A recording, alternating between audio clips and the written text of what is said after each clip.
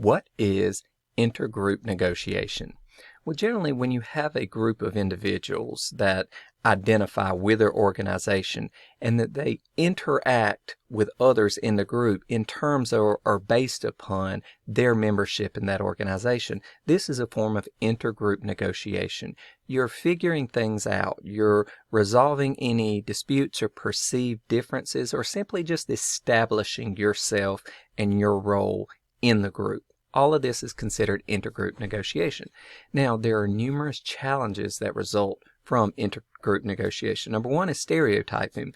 You see someone in a certain manner based upon things that you hold as common to an entire group or belief, and this can apply to members of a group. You can see members of a group in a certain way and just associate their individual views with that of the group views, their individual behaviors with that of the group behaviors. So this is a form of stereotyping and can cause you to be blind to their actual qualities, their actual tendencies. Also, groups have changing identities. So when people are joining a group or establishing themselves in a group, as people leave and come into the group, the identity of the group thus evolves and changes. So even members who have established themselves in a group are going to continue to negotiate their role and their position, their place in the group. Okay?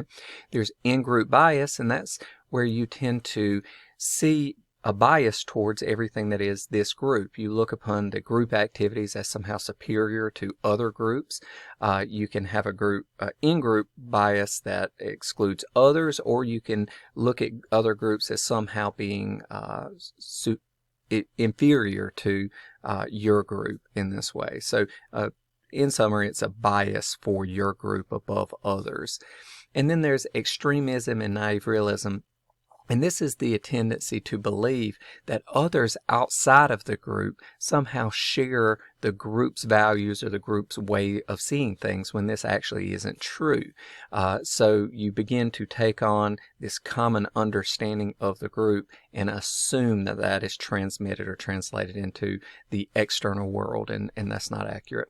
So what are some tactics you can use to effectively have intergroup negotiations or to navigate this process? Well, first, identify any potential sources of conflict, separate those out, identify them, and figure out ways to resolve or at least de-escalate any conflicts that you see arising among members of the group and how they establish themselves. Okay.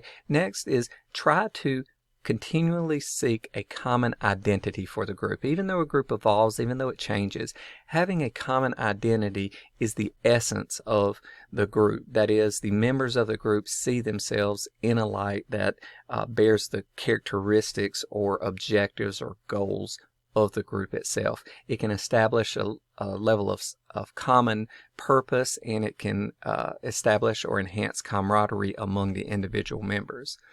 And then lastly, seek diverse input.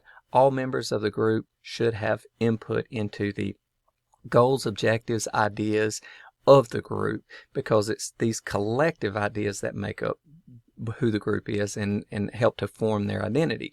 So seeking input from all the members and evaluating that input so that if adopted, there is buy-in from everyone, and thus more likely that this becomes part of the group identity, the collective understanding of what is the group.